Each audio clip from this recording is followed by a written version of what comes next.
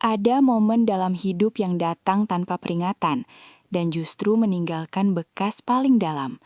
Siang itu terasa tenang, bahkan terlalu tenang sampai aku benar-benar percaya bahwa aku sendirian di rumah. Tidak ada suara, tidak ada tanda-tanda kehadiran siapapun. Hanya aku, pikiranku, dan rutinitas yang terasa aman untuk dijalani tanpa rasa was-was.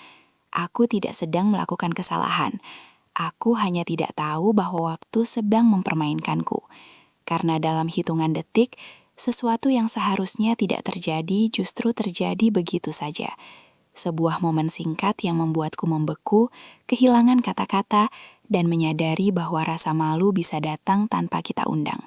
Tiba-tiba ibu tiriku membuka pintu kamar mandi. Sontak aku kaget, karena saat itu posisiku lagi pegang sesuatu yang membuat ibu tiriku terperangah karena melihat sesuatu yang aku pegang. Bukannya menutup pintu kembali, justru ibu tiriku malah masuk kamar mandi dan menawariku untuk membantuku dan dengan sengaja memegang barangku yang aku pegang. Dengan berucap, "Sini, ibu bantu biar kamu cepat selesai." Ibu bantuin. Dengan nada lembut bisikan ibu tiriku ke telingaku. Tanpa pikir panjang, aku langsung mengiyakan tawaran ibu tiriku itu. Dan sejak saat itu, bukan hanya suasana rumah yang berubah, tapi juga cara kami saling memandang. Aku mulai mengerti bahwa dalam hidup bukan hanya apa yang kita lakukan yang penting, tapi juga kapan dan bagaimana sesuatu itu terjadi. Namaku Andre. Hidupku tidak pernah benar-benar rumit, setidaknya sampai saat itu. Aku tinggal bersama ayah dan ibu tiriku di sebuah rumah yang sederhana, tidak terlalu besar, tapi cukup nyaman untuk kami bertiga. Sejak ibuku meninggal beberapa tahun lalu, ayah menikah lagi dengan Bu Maya. Awalnya, aku tidak mudah menerima kehadirannya. Bukan karena dia orang yang buruk, justru sebaliknya. Bu Maya adalah sosok yang tenang, dewasa, dan tidak banyak menuntut. Ia tidak pernah mencoba menggantikan posisi ibuku, tidak juga memaksakan diri untuk terlalu dekat denganku. Ia seperti tahu batasnya, dan mungkin itu yang membuatku perlahan bisa menerima kehadirannya. Hubungan kami bisa dibilang baik, tidak terlalu dekat, tapi juga tidak ada masalah. Kami saling menghormati, dan bagiku itu sudah cukup. Hari-hariku berjalan seperti biasa, pagi berangkat, siang beraktivitas, sore pulang. Sesekali kami makan bersama di meja makan, berbicara seperlunya, lalu kembali ke aktivitas masing-masing. Tidak ada konflik, tidak ada ketegangan. Semuanya terasa stabil, tenang, dan bisa diprediksi. Sampai suatu hari, rumah itu terasa lebih sepi dari biasanya. Ayahku harus pergi keluar kota untuk urusan pekerjaan selama beberapa hari. Itu bukan hal baru, ia memang sering bepergian. Namun yang membuat situasi kali ini sedikit berbeda adalah Bu Maya juga terlihat sibuk sejak pagi. Ia bersiap-siap seperti akan pergi. "Aku keluar sebentar ya, Dre," katanya sambil merapikan tasnya.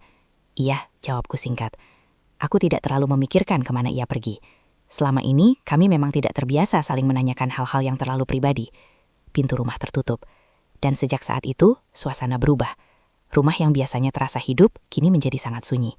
Tidak ada suara televisi, tidak ada suara langkah kaki, tidak ada aktivitas lain selain diriku sendiri. Aku berjalan ke ruang tengah, menatap sekeliling. Kosong. Enak juga, gumamku pelan. Aku merasa lebih bebas, tanpa harus menjaga sikap berlebihan, tanpa harus merasa diawasi. Aku duduk di sofa, mengambil ponsel, mencoba mengisi waktu. Jam demi jam berlalu tanpa terasa. Tidak ada gangguan, tidak ada hal yang membuatku merasa harus waspada. Dan disitulah kesalahanku dimulai. Aku terlalu cepat menyimpulkan bahwa rumah ini benar-benar kosong. Menjelang siang, aku memutuskan untuk beristirahat sebentar. Udara terasa cukup panas, dan pikiranku mulai lelah setelah menatap layar terlalu lama. Aku berdiri, berjalan menuju kamar, lalu mengambil handuk. Semua terasa biasa, sangat biasa. Aku bahkan tidak berpikir untuk mengecek ulang keadaan rumah. Tidak berpikir untuk memastikan apakah benar-benar tidak ada orang lain. Karena dalam pikiranku, semuanya sudah jelas. Aku sendirian. Aku melangkah menuju kamar mandi, menutup pintu, dan mulai menjalani rutinitas sederhana yang seharusnya tidak membawa masalah apapun. Air mulai mengalir. Suara percikan air memenuhi ruangan. Segalanya terasa tenang, aman, seolah dunia di luar sana tidak sedang menyiapkan apapun untuk menggangguku. Beberapa menit berlalu, aku menikmati momen itu, tanpa beban, tanpa rasa curiga. Sampai perlahan, ada sesuatu yang terasa berbeda. Awalnya sangat halus, hampir tidak terdengar. seperti suara dari kejauhan. Aku mengernyit sedikit, mencoba fokus. Namun suara air membuat semuanya samar. Aku mengabaikannya. Mungkin cuma suara dari luar, pikirku. Aku kembali melanjutkan. Namun beberapa detik kemudian, suara itu muncul lagi. Kali ini lebih jelas, seperti langkah kaki, pelan, berirama, dan berada di dalam rumah. Jantungku langsung berdetak lebih cepat. Aku berhenti, mematikan air, mencoba mendengarkan dengan lebih jelas. Hening. Beberapa detik berlalu, tidak ada suara. Aku menghela napas pelan. Mungkin cuma perasaan, gumamku, mencoba menenangkan diri. Namun tepat saat aku hendak melanjutkan, suara itu terdengar lagi, lebih dekat, lebih nyata. Langkah kaki itu bergerak menuju arah kamar mandi. Aku langsung membeku. Seluruh tubuhku terasa tegang. Pikiranku mulai dipenuhi pertanyaan. Tidak mungkin. Aku yakin tadi rumah ini kosong. Aku yakin tidak ada siapa-siapa. Langkah itu berhenti tepat di depan pintu. Dan untuk pertama kalinya, aku merasakan sesuatu yang tidak bisa kujelaskan. Campuran antara bingung, takut, dan tidak siap. Aku menahan napas, tidak bergerak, tidak bersuara. Seolah berharap semua ini hanya kesalahan persepsi. Namun detik berikutnya, suara gagang pintu terdengar pelan. Dan disitulah aku sadar, aku tidak sendirian di rumah ini. Kesadaran itu datang begitu cepat, seperti menghantam pikiranku tanpa aba-aba. Jantungku langsung berdetak keras, bahkan terasa sampai ke ujung jari. Aku berdiri diam, tidak berani bergerak, seolah setiap suara kecil yang kubuat bisa memperburuk keadaan. Suara gagang pintu itu kembali terdengar. Pelan, seperti dicoba dengan hati-hati. Aku menelan ludah. Pikiranku mulai kacau. Siapa? Kenapa aku tidak sadar sejak tadi? Dan yang paling membuatku panik, apakah orang itu tahu aku ada di dalam? Andre? Suara itu. Aku langsung mengenalinya. Bu Maya. Tubuhku seketika menegang. Semua dugaan yang tadi berseliweran langsung berhenti di satu titik. Ibu tiriku ada di luar pintu. Iya, Bu. Jawabku dengan suara yang berusaha terdengar normal. Meski jelas ada getaran di dalamnya. Astaga, ibu kira rumah kosong, katanya dari luar.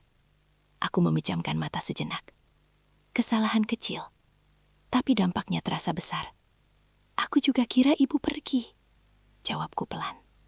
Ada jeda, hening. Seolah kami berdua sama-sama menyadari situasi yang tidak biasa ini. Oh, ya sudah, katanya akhirnya. Ibu di luar ya? Iya, Bu. Langkah kakinya terdengar menjauh. Namun anehnya, jantungku tidak langsung tenang. Justru semakin terasa berat. Aku berdiri diam beberapa detik sebelum akhirnya bergerak lagi. Semua kulakukan dengan cepat. Terlalu cepat.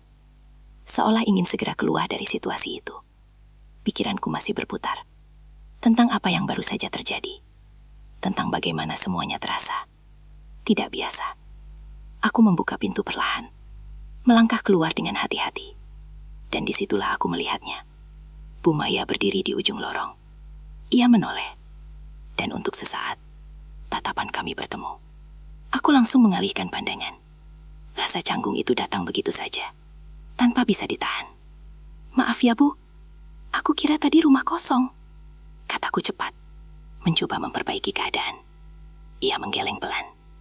Gak apa-apa. Ibu juga gak bilang kalau masih di rumah. Jawabnya. Nada suaranya tenang. Biasa.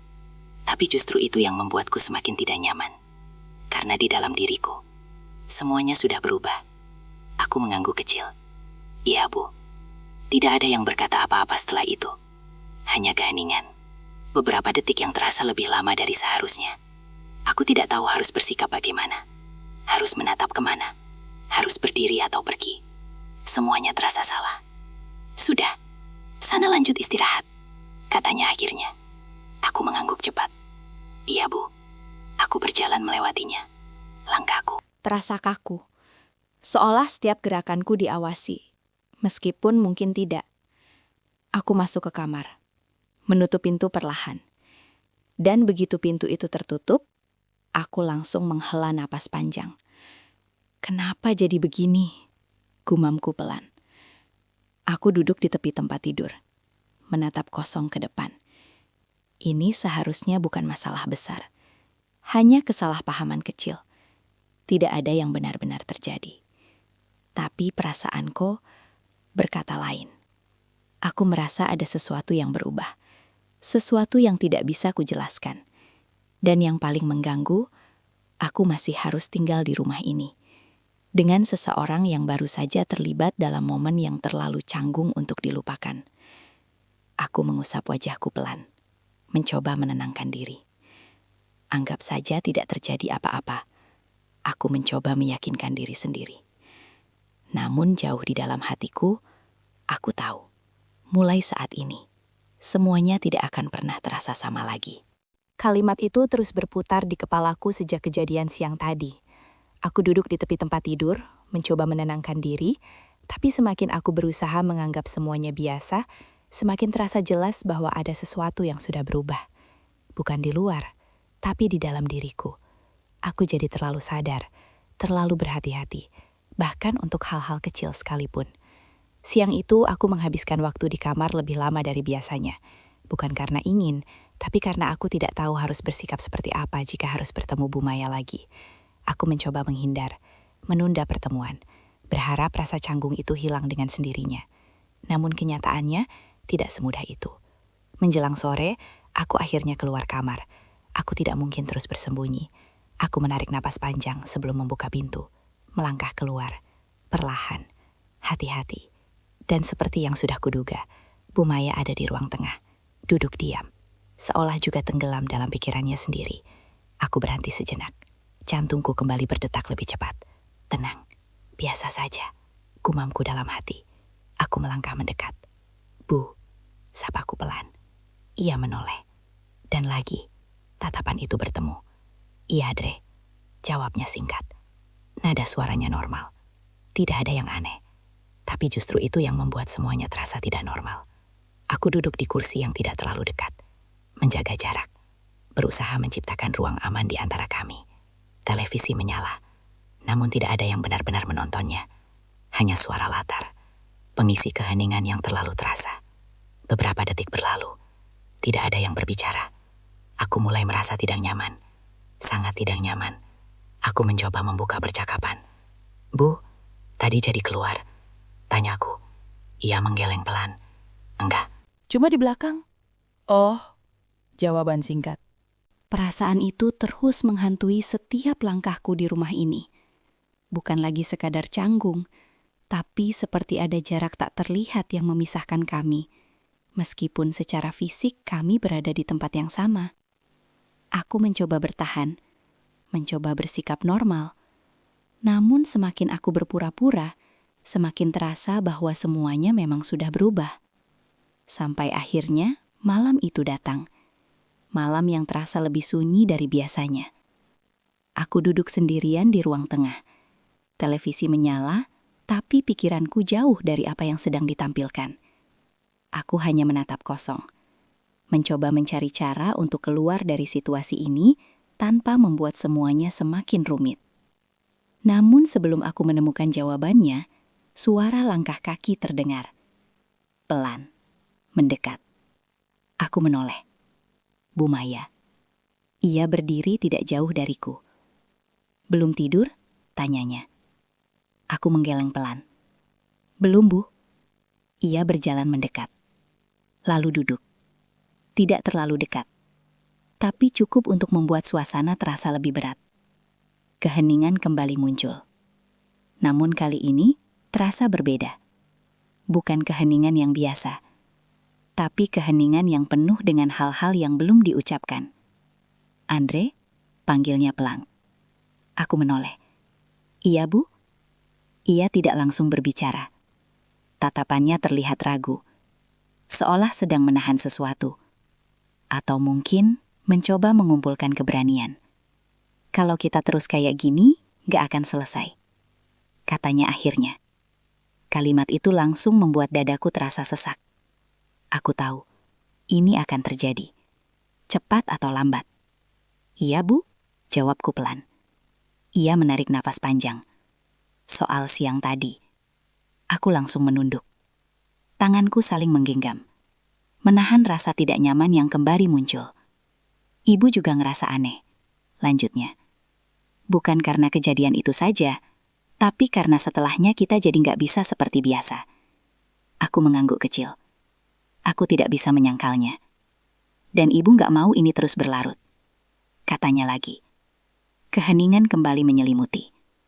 Namun kali ini bukan untuk menghindar, tapi untuk menunggu. Menunggu jawaban. Menunggu kejujuran. Aku menarik napas dalam. Ini saatnya. Aku tidak bisa terus diam.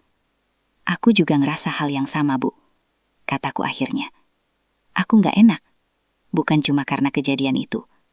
Tapi karena aku takut, semuanya berubah. Ia menatapku. Lama. Seolah ingin memastikan bahwa aku benar-benar jujur. Aku nggak mau itu terjadi. Lanjutku. Aku cuma mau semuanya kembali seperti dulu. Kalimat itu keluar begitu saja. Tanpa rencana. Tapi itulah yang paling jujur dari dalam. Diriku. Ia terdiam. Matanya sedikit berkaca, tapi ia menahannya. Ibu juga, katanya pelan. Ibu nggak mau semuanya jadi canggung terus. Dadaku terasa semakin berat. Kami berada di titik yang sama. Sama-sama ingin memperbaiki, tapi tidak tahu bagaimana caranya. Beberapa detik berlalu. Lalu ia berkata, "Tapi kita nggak bisa pura-pura ini nggak pernah terjadi." Kalimat itu terasa seperti menutup semua jalan yang selama ini kuharapkan. Aku terdiam. Karena ia benar. Kami tidak bisa menghapus kejadian itu. Kami hanya bisa memilih bagaimana menyikapinya. Aku menatapnya. Dan disitulah aku sadar. Ini adalah titik paling penting. Aku harus memilih. Menghindar. Atau menghadapi semuanya. Aku tahu, Bu. Kataku pelan. Tapi kita masih bisa jaga batas. Ia tidak langsung menjawab. Hanya menatapku. Kali ini, tatapannya tidak lagi canggung, tapi penuh makna. Kalau kita sama-sama ngerti batasnya, semuanya masih bisa baik-baik aja. Lanjutku. Kita tetap bisa saling menghormati. Keheningan kembali muncul. Namun kali ini, terasa lebih tenang, lebih jujur. Beberapa saat kemudian, ia mengangguk pelan. Iya, kamu benar. Jawaban itu sederhana, tapi terasa seperti melepaskan sesuatu yang selama ini menekan. Ia berdiri perlahan. Ayo kita mulai dari situ, katanya. Aku mengangguk. Iya, Bu. Ia berjalan menjauh, meninggalkanku sendirian di ruang tengah. Namun kali ini, aku tidak merasa tertekan. Aku justru merasa sedikit lega. Karena akhirnya, kami tidak lagi menghindar. Kami menghadapi semuanya. Meski tidak mudah, meski penuh rasa tidak nyaman. Tapi setidaknya, kami memilih untuk tidak membiarkan satu momen mengubah segalanya. Dan dari situlah aku tahu, ini belum benar-benar selesai. Tapi kami sudah mengambil langkah paling sulit. Dan justru dari situ, semuanya mulai berubah. Bukan langsung sempurna. Bukan juga langsung kembali seperti dulu. Tapi perlahan, terasa lebih ringan. Malam setelah percakapan itu, aku kembali ke kamar dengan pikiran yang jauh lebih tenang. Untuk pertama kalinya sejak kejadian siang itu, aku tidak lagi merasa harus terus menghindar. Aku tidak lagi merasa sendirian menghadapi rasa canggung ini, karena ternyata Bu Maya juga merasakannya, dan kami sama-sama memilih untuk memperbaikinya. Keesokan paginya, aku bangun lebih awal dari biasanya. Udara terasa lebih segar, atau mungkin perasaanku saja yang berbeda. Aku keluar kamar dengan langkah yang masih sedikit ragu. Namun kali ini, aku tidak berhenti. Aku langsung menuju dapur. Dan di sana, Bu Maya sudah berdiri seperti biasa, menyiapkan sarapan. Aku menarik napas pelan, lalu berkata, "Pagi, Bu." Ia menoleh. Dan untuk pertama kalinya setelah semua kejadian itu, Ia tersenyum. Senyum sederhana, tapi cukup untuk membuat dadaku terasa lega. Pagi, Dre, jawabnya. Tidak ada nada aneh, tidak ada ketegangan. Hanya normal. Dan aku hampir lupa bagaimana rasanya itu. Ayo sarapan dulu, katanya. Aku mengangguk. Iya, Bu. Kami duduk di meja makan, bersama, seperti sebelumnya. Percakapan kami masih sederhana, tentang hal-hal kecil, tentang rencana hari ini, tentang aktivitas yang akan dilakukan. Namun justru disitulah perbedaannya. Tidak ada lagi keheningan yang menekan. Tidak ada lagi rasa canggung yang membuatku ingin segera pergi. Semua terasa lebih jujur. Kami tidak membahas kejadian itu lagi, tapi bukan karena menghindar, melainkan karena kami sudah menyelesaikannya dengan cara kami sendiri. Setelah sarapan, aku bersiap untuk kembali ke aktivitas harianku. Aku berdiri di depan pintu, mengambil jaket. Namun sebelum keluar, aku menoleh.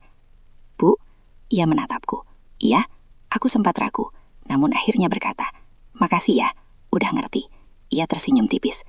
Kita sama-sama belajar, Dre. Kalimat itu sederhana, tapi terasa sangat dalam. Aku mengangguk pelan, lalu membuka pintu dan melangkah keluar. Udara pagi menyentuh wajahku. Hangat, tenang. Aku berjalan perlahan, merasakan sesuatu yang sudah lama tidak kurasakan sejak kejadian itu. Lega. Aku sadar sekarang, yang membuat semuanya terasa berat bukanlah kejadian itu sendiri, tapi cara aku menghadapinya. Dan ketika aku memilih untuk jujur, untuk menghadapi, untuk tidak lari, semuanya mulai kembali pada tempatnya. Aku tidak kehilangan apapun.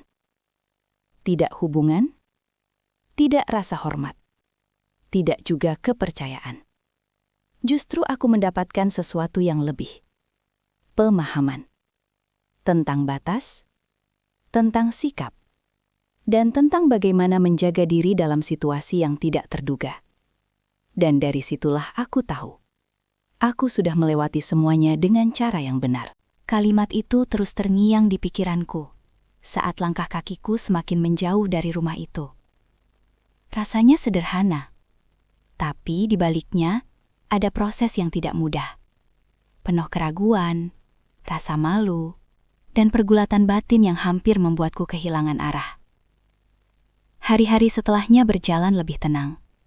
Tidak ada lagi ketegangan yang dulu sempat memenuhi setiap sudut rumah itu. Tidak ada lagi keheningan yang terasa menekan. Semua kembali berjalan seperti biasa, tapi tidak sepenuhnya sama. Karena aku sudah berubah. Cara pandangku berubah. Cara aku menempatkan diri juga berubah. Aku jadi lebih sadar bahwa tidak semua hal bisa dianggap sepele. Ada batas-batas yang harus dijaga, bahkan dalam situasi yang terlihat aman sekalipun. Hubunganku dengan Bu Maya perlahan kembali seperti semula. Kami kembali berbicara seperti biasa, tertawa sesekali, berbagi hal-hal sederhana. Namun di balik semua itu, ada satu pemahaman yang kami miliki bersama, tanpa perlu diucapkan. Bahwa kami pernah berada di satu titik yang bisa saja merusak semuanya. Dan kami memilih untuk tidak membiarkannya terjadi. Suatu sore, sebelum aku benar-benar kembali menjalani rutinitasku seperti biasa, aku berdiri di depan rumah itu, menatap pintu yang pernah menjadi saksi dari momen paling canggung dalam hidupku. Bu Maya berdiri di belakangku. Andre, panggilnya pelan. Aku menoleh. Iya, Bu. Ia menatapku beberapa detik, lalu tersenyum hangat. Hati-hati ya. Aku mengangguk. Iya, Bu. Aku sempat terdiam. Ada banyak hal yang ingin kukatakan. Tentang rasa tidak nyaman yang pernah ada. Tentang rasa bersalah yang sempat menghantuiku. Dan tentang betapa berharganya keputusan yang kami ambil saat itu. Namun pada akhirnya, aku memilih diam. Bukan karena tidak berani, tapi karena aku tahu, tidak semua hal harus diucapkan untuk bisa dipahami. Aku hanya tersenyum kecil, lalu melangkah keluar. Udara sore menyambutku dengan hangat. Aku menarik napas panjang. Dan untuk pertama kalinya, aku benar-benar merasa selesai. Aku belajar banyak dari kejadian itu. Bukan tentang rasa malu semata. Bukan juga tentang kesalahan. Tapi tentang pilihan. Tentang bagaimana satu momen kecil bisa membawa kita ke persimpangan yang menentukan arah hidup. Aku pernah berada di titik di mana aku bisa saja bersikap salah. Aku bisa saja membiarkan keadaan menguasai diriku. Namun aku memilih untuk berhenti. Memilih untuk menjaga. Memilih untuk tetap berada di jalur yang benar. Dan dari situlah aku mengerti satu hal. Dalam hidup, ujian terbesar bukan saat kita tidak tahu mana yang benar dan salah, tapi saat kita tahu dan tetap harus memilih di antara keduanya. Langkah kakiku semakin jauh. Rumah itu kini berada di belakangku. Namun pelajaran dari dalamnya akan selalu kubawa ke depan, sebagai pengingat bahwa menjaga diri bukan hanya tentang menjauh dari kesalahan, tapi tentang berani bertanggung jawab atas setiap pilihan yang kita ambil. Dan sejak hari itu, aku tidak hanya menjalani hidup seperti biasa, tapi juga menjalani hidup dengan kesadaran yang jauh lebih dalam, bahwa tidak semua kejadian harus dilupakan, karena beberapa di antaranya justru hadir untuk membentuk kita menjadi pribadi yang lebih kuat.